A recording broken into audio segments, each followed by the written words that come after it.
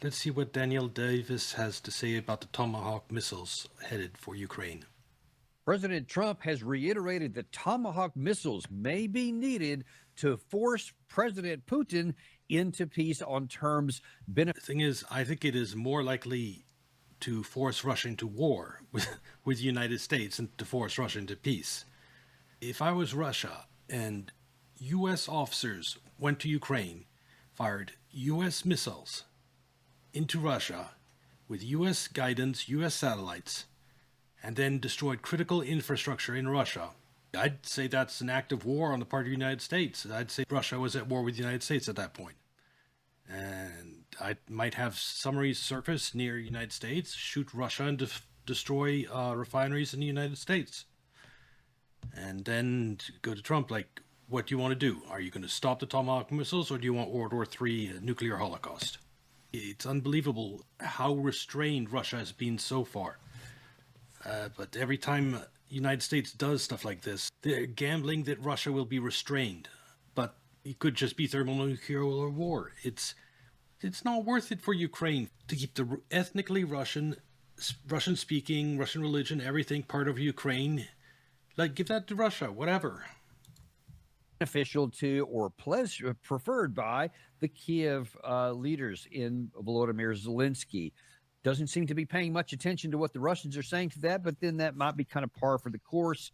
And then we have, of course, Volodymyr Zelensky really eager to get those Tomahawks, and he's coming to town later this week. If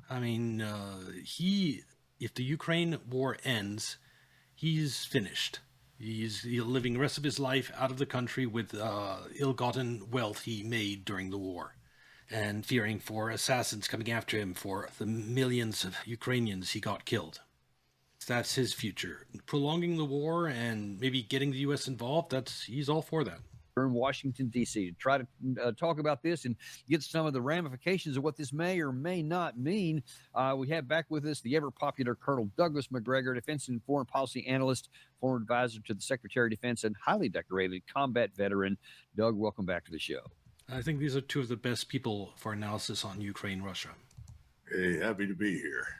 Well, listen, we got a lot of things to talk about today, not the least of which is this Tomahawk thing, which at first I kind of thought that this was just going to be kind of a throwaway line. They brought the subject up, but I thought, well, it's gonna go away. But it's kind of grown some legs, and it keeps going on. One of the reasons is because Donald Trump himself has given it life. Do they want to have Tomahawks going in their direction? I don't think so. I think I might. Well, does the United States want Russian missiles headed in its directions? I don't think so. So this is one of Trump's worst decisions. I mean, I've said it before. If Trump brings us into thermonuclear war, he'll go down as a monster in history, and he deserves to go down in monster history. He'll wipe out anything good he's ever done. Speak to Russia about that, in all fairness. I told that to President Zelensky because Tomahawks are a new step of aggression. Yeah, it's a new step. It's like dropping all pretense. It's just the United States shooting its missiles directly into Russia to destroy infrastructure. Ukraine is not even involved at that point anymore. Right? You understand that very well. Are you saying that you will speak to Putin first about Tomahawks? I might talk to him. I might say, look, if this war's not going to get settled, I'm going to send him Tomahawks. And he'll tell you, well, then I'm going to start sending missiles into the United States. I mean, it's sending Tomahawks, I view, as an act of war by the United States against Russia. And I think that Russia, despite being so restrained so far, will have no choice but to take drastic actions in response, because this is such a new level of escalation. I may said that the Tomahawk is an incredible weapon, very offensive weapon. And honestly, Russia does not need that. They don't need that. Yeah, I might. They do not need that, but you think you can just send those missiles there without Russia striking back? Tell them that if the war is not settled, that we may very well do. An alternative Russia would be just to nuke Kiev. Because that would end the Tomahawk thing, just end the war instantly, just nuke Kiev and keep nuking Ukrainian cities till complete surrender. And that would end the Tomahawk missile thing. Not necessarily better, but it's just sending the Tomahawks I view as the worst decision Trump has ever made. May not, but we may do it. I think it's appropriate to bring up. Yeah. What do you think about that, Doug? Is that going to make the war get settled or make the war expanded? I don't know what he thinks the Tomahawk is. It's obviously not a strategic game changer in the context of warfare. It's an old system now. It has use. It's still effective in many ways. If they send like several dozen at the same time towards a Russian refinery, just sheer numbers means some will get through. And even though Russia can defend against it, I don't know if it can defend 100%. So it's going to end, I fear it's going to end up in damages that are going to force Russia to escalate things. And at this point, escalating things, there's very little room without actually either striking back against the United States or completely demolishing Ukraine. The biggest problem with the Tomahawk is it reaches out a little further than 1,000 miles, carries a warhead of 3. His words are reassuring, but we'll have to see. If they're completely ineffective, then maybe my concern's overblown. That's a possibility. Maybe Russia shoots them all down. If that's the case, that's the best case scenario that I think is extremely unlikely, but I fear that won't be the case. 3,300 pounds. There's the air-launched, sea-launched, and ground-launched version. Now, the air-launched and sea-launched versions of the Tomahawk are probably out of consideration. The Ukrainians can't use it in that capacity unless we want to put our own pilots and our own ships at risk, which I don't think he's prepared to do. That means you get the ground-launched version. The ground-launched version is very unique. It's almost a boutique weapon because of the modifications to the warhead and to the missile that had to be made for the U.S. Army. That is problematic. Now, there is a version of that missile that can go into a 40-foot container so that it looks like a missile in a box. That could be mounted on a barge and then fired from the barge on one of the rivers very easily. Perhaps that's something they'll do. I don't know. But in any case, whatever you do on land with this thing means mission planning and execution lies entirely in U.S. hands. Yeah, that's the thing. This will be a U.S. missile. They probably even need U.S. officers on the ground to help shoot it. And U.S. missile, U.S. system sending it, U.S. satellite images. It's just the U.S. shooting into missiles into Russia. And how is that not an act of war? So if you use this, the Russians are going to regard this as a direct, unambiguous act of war against them by Washington. Exactly what I said. That there's no bigger escalation than that. And I don't think President Trump has thought that one through yet. Now, how many of them are out there that they could use? To be frank with you, I don't know. They're hard to make. They take time to make, but you would have to have several. I don't know how many we've got. I really don't. So, with President Trump, I don't know who briefs him. I don't know who keeps. Obviously, someone in deep state. I honestly believe that there are some people involved with the deep state, the ESF, that want thermonuclear war. They actually actively want this because they're hoping that evidence of their crimes over the last few decades will be wiped out by the destruction. And I mean, after thermonuclear war, if the financial system collapses, it won't be because of anything they did. It will be because of thermonuclear war. It'll allow them to sweep under the rug all their wrongdoings. And yes, billions might die, but if they have to avoid ever paying for their actions, I think some of them actually want thermonuclear war. He seems informed, but he tends to characterize things in ways that are just not necessarily wrong, but misleading and sometimes dangerous. In this case, he's overestimating the missile, and he's simultaneously underestimating the probable Russian response. agreed on both counts. Well, at least on the second one, he's underestimating the Russian response, and I hope he's right about the first thing, overestimating the missiles. If Russia managed to shoot them all down, then we might sneak by and avoid the worst case scenario. That's the issue here with the damn Tomahawk. By the way, you could shoot them down. Russian integrated air defenses would probably, if you launched 50 of them, I suspect that the Russian integrated air defenses would get most of them, but not all of them. Yeah, that's what I said. Because you can't build an air and missile defense system that will take everything out. I mean, we know that from experience. So something will get through. Then the question is targeting. And he said at some point last week, well, I'd like to know where they're going to shoot these and how they plan to use them. Well, he doesn't understand that all that's going to be determined by the U.S. personnel that man the system. So we'll know exactly where they're going. That's the problem. If these things are launched into an area where you have a Russian population on the outskirts of Razan or Belgrade or St. Petersburg or something, you're going to end up at war with Russia. That's the big problem. I don't think he gets that. Yeah. He didn't. War between nuclear powers. It doesn't appear to, because up to this point, he's been talking about, well, he used to talk about rather. And he said he's pretending he's doing it for peace. He's been so bamboozled that sending these advanced weapon systems to Ukraine will somehow bring peace. I hate Trump on this issue. Getting the war over and bringing peace, et cetera. And then he's kind of just abandoned that. Now he's just talking about forcing Russia into terms that Ukraine. United States can't force Russia into peace. It can force Russia into war. And that is what Trump is trying to do for misguided reasons. And I just really have a hard time understanding even categorically why he would think that when all of his previous efforts to bring the two sides together didn't work, that now he can just say, all right, you know what?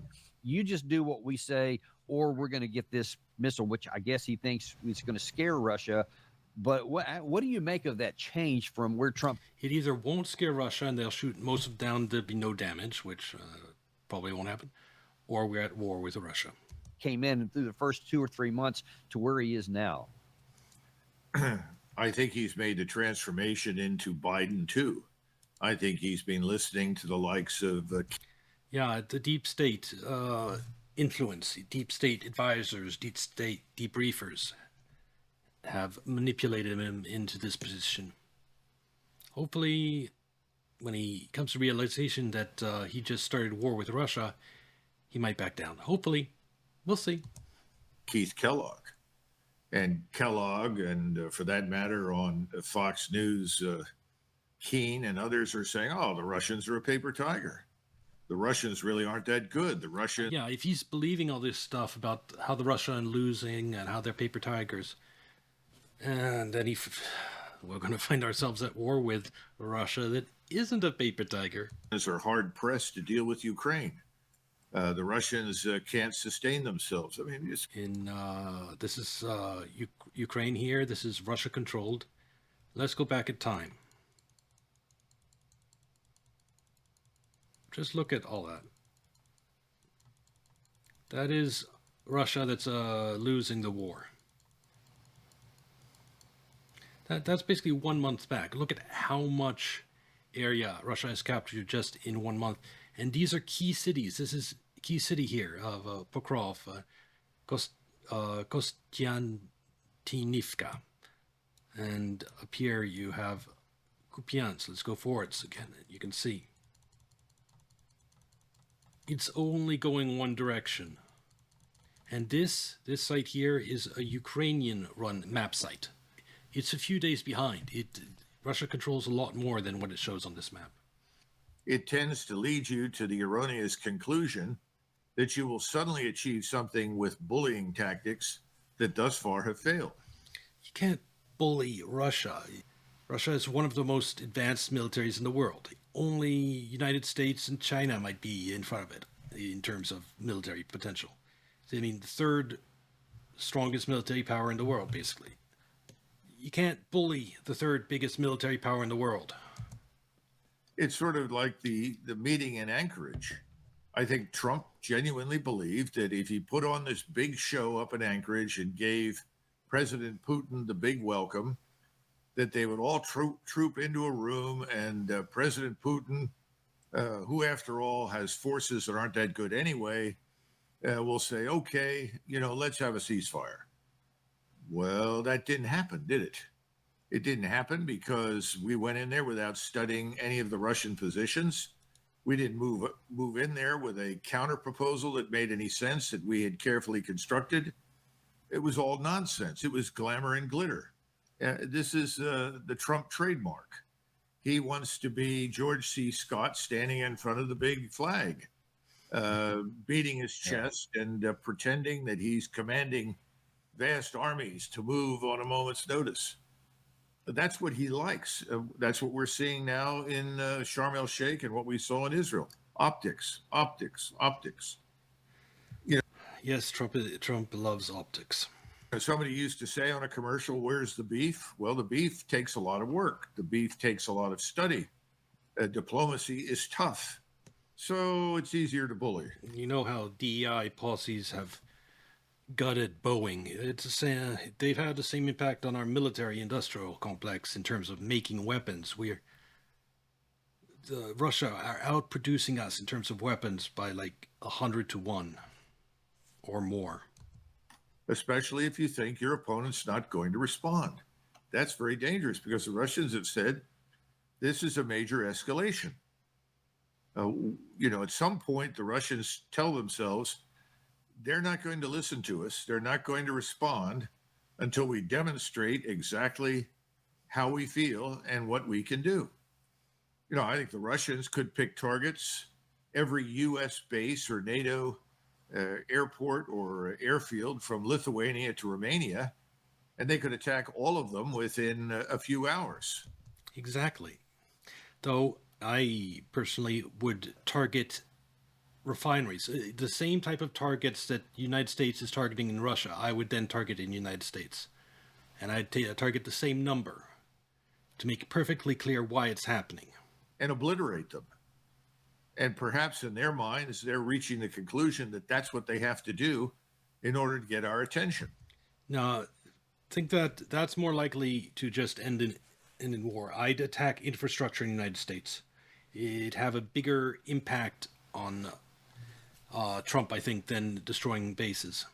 Bases that's more likely to put us into thermonuclear war. So,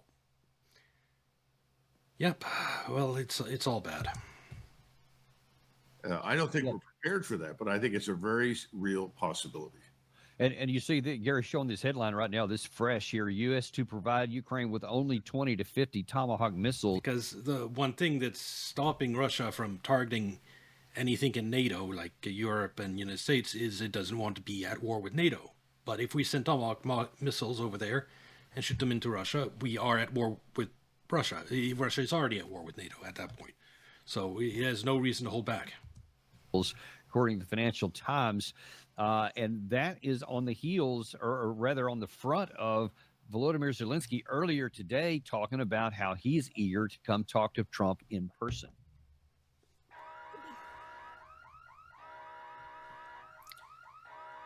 The main topic. Yeah, that international court that tries people for war crimes. No one deserves to spend the rest of his life in jail more than this person right here, in terms of how many of his own countrymen he's sent to death in a war he could never win. Topic is air defense, and also I will have meeting with energy companies. I needed, that was a proposition from President, and yes, and I will have meeting with some companies because there are some needs, what we need now, because of different format of attacks, even not those attacks which Russia already did. Yes, but we have to prepare in any case. So it will be helpful. And so air defense, the main topics are air defense and our possibilities with long range to pressure on Russia. So there he's again. He said it there at the end, the long range, which only means the Tomahawk missiles right now, because they've already had some of the other ones, which had negligible, if any, actual impact on the course of the war. Even I don't know if you could just kind of talk about militarily, maybe at the operational level. Forget about what Russia may do for the moment. I want to hit that separately. But what do you think is the best case scenario from either the U.S. or Ukraine perspective that these missiles could actually accomplish in terms of the Russia's warfighting capacity? 20 to 50, I think you could do damage to some of the power grid. They're gonna want targets that obviously don't move, don't reposition. So that means airfields, something on the scale of what was done with the unmanned systems against the Russian bombers. I think that sort of thing is what they're going to look for. They've already tried to damage the energy grid in Russia, the refineries, and so it hasn't had any significant effect at all, contrary to what people think. But I suspect those are the kinds of targets that they'll want to strike, because those are easier to identify. But again, it all has to be mission planning and execution by U.S. forces. That is, either they're from the United States Army, or they are contractors that work for the defense industries, Raytheon, Lockheed Martin, so forth, that produce the missiles, the guidance systems, and the radars. So from the Russian standpoint, it doesn't make any difference who does it. I mean, as far as they're concerned, it's American. We are attacking Russia.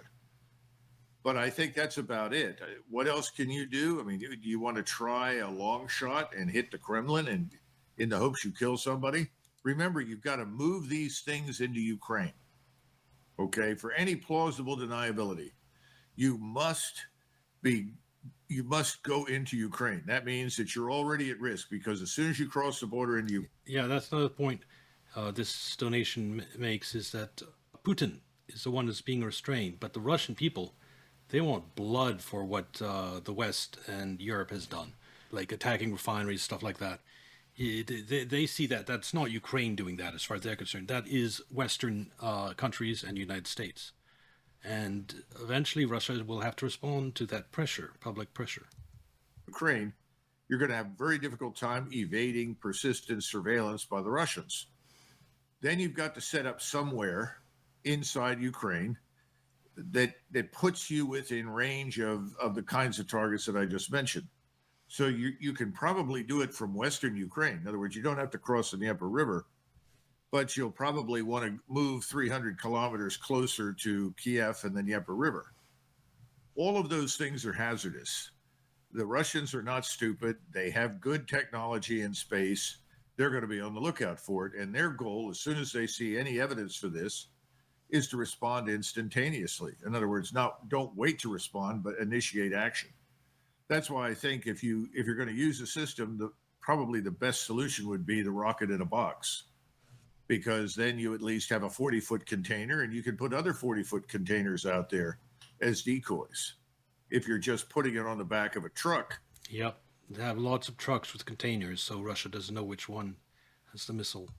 That's very easy to identify, and it'll be problematic. But 20 to 50, again, that's not going to change the war, but it could precipitate a major war with Russia. Well, and to that effect, that's exactly what Dmitry Medvedev has warned about here a couple of days ago on his Telegram channel, where he said, listen, one of the problems with this is that if Trump, this is what he wrote, Trump said that if the president of Russia doesn't resolve the Ukrainian conflict, quote, it's not going to be good for him. So just another one of his endless threats. If the business peacemaker is talking about tomahawks, then that statement is wrong. The delivery of those missiles would not be good for anyone. First and foremost, it will end badly for Trump himself. It has already been said 100 times in terms of even Star-Spangled Uncle Sam could understand. It is impossible for us to tell whether a tomahawk carries a nuclear or conventional warhead while it's in flight. Their launch wouldn't originate from the Banderat Kiev, so it would be controlled by the United States. In other words, by Trump. So how is Russia supposed to respond? Exactly. Exactly. These are nuclear-capable missiles. So everyone that's coming could potentially have a nuke in them. It's such an escalation. If Trump does this, even if it doesn't end in absolute disaster, it wipes out most of the good stuff he's done during his second term. Now that rhetorical question, which he left unanswered, but assumed that people knew, but that seems kind of like what you're talking about. Well, the Russians have said that they reserve the right to respond to such a deep attack with the use of a nuclear weapon. That's very clear. And so he's raised the right issue. How are we Hopefully that nuclear weapon, will be dropped on Kiev and not the U.S.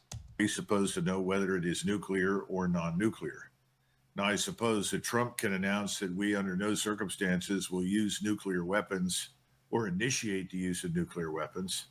That would make sense. That would be an intelligent thing for him to do. But I'm sure the same people that are advising him to do this stupid thing to begin with will also advise him not to do that. So Medvedev, if you look at Medvedev and Putin, Only gleam of hope I have is that the fallout from sending these Tomahawk missiles will be so bad that it brings Trump to his senses. you're familiar with the concept Before thermonuclear war. of the ego, the id, and the superego from Freud. Well, Medvedev is the id. In other words, he blurts out things that other people think, I'm sure, things that President Putin considers, but it's not likely to say because he's a very judicious person. He exercises tremendous restraint. He understands his words will be taken very seriously, so he wants to be as precise as he can with the meaning. Mr. Medvedev is less in that department.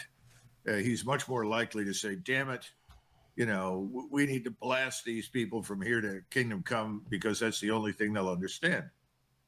So what you get from President Trump is a much more measured response. That doesn't, he's more the superego. But that doesn't mean that you should ignore Medvedev because Medvedev probably expresses the rage that is felt by Russians in Russia more accurately than almost anybody else. I mean, the population of that country is furious. But like I said before, Tomahawks might be the straw that finally breaks the camel back, and Russia finally starts striking out seriously against either completely leveling the rest of Ukraine or actually striking back against the one providing these weapons. once again, I don't think either President Putin or President Trump want a nuclear confrontation. But you have this unfortunate condition in Washington right now that President Trump is not surrounded by people who are measured, thoughtful, considerate. These people are basically urging war with Russia.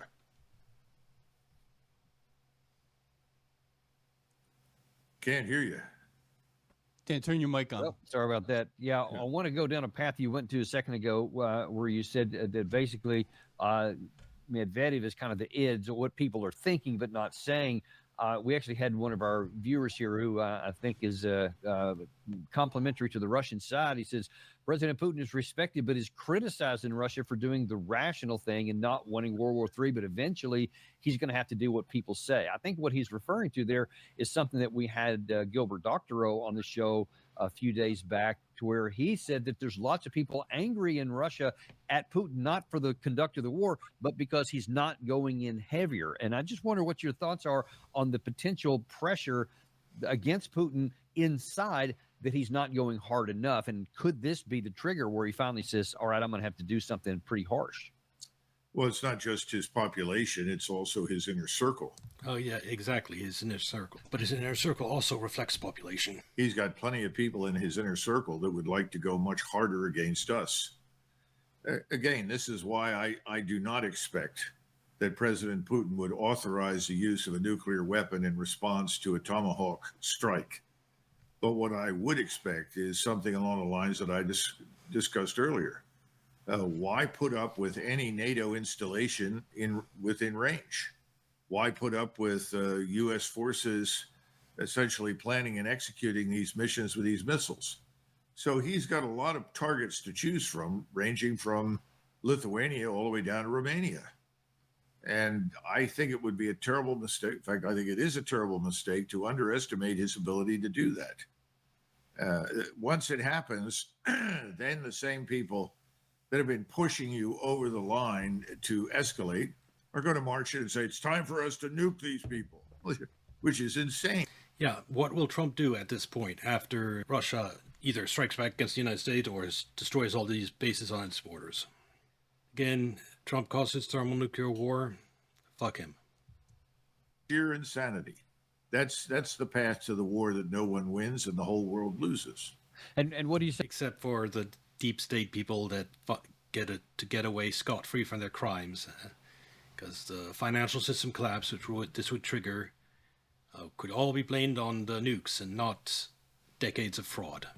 Say to those critics that say, "Oh well, Putin would never do that because he knows Article 5, 32 members of alliance. He's not going to go. He's just within one right now on the ground. But if he does that, he's got everybody." What do you say to those arguments? No. He already has everyone. Sending tomahawk missiles is a declaration of war. There's no point in worrying about Article 5 anymore at that point. Not at all. In fact, if anything, large numbers of people in Europe and many states would be horrified by the whole thing, and they would not support it. I think there are assumptions about NATO that are just fundamentally false and misleading. This is not some sort of cohesive alliance. This is this is like herding cats, and you have a few cats that are very loud and are bullies. The rest of the herd is not so interested. And then Good analogy. some of the cats have said, fine, do it on your own. I'm staying at home. So Slovakia, Czechia, Hungary, they're not going to participate in this. And even though the Poles have a very fine army, they also have a very fine economy right now. They've come a long way in a short period of time. Push comes to shove, I don't see the Poles joining this effort either. They may not like the Russians, but they're not suicidal. So it boils down to Germany, France, and Great Britain. And again, I think President Putin is watching carefully what happens in those countries. I mean, I'm sure you've seen the unrest that exists in these countries, particularly in France and Britain. You've seen the demonstrations more recently in Germany, demonstrations against arms and munition manufacturers. There is no appetite for this war that the globalist elites keep talking about. All right, I'm going to stop here because it's enough. I'm depressed enough by the situation. And we've covered the important parts. So this will be on YouTube, and like and subscribe. And I look forward to seeing you in the next video. Bye-bye.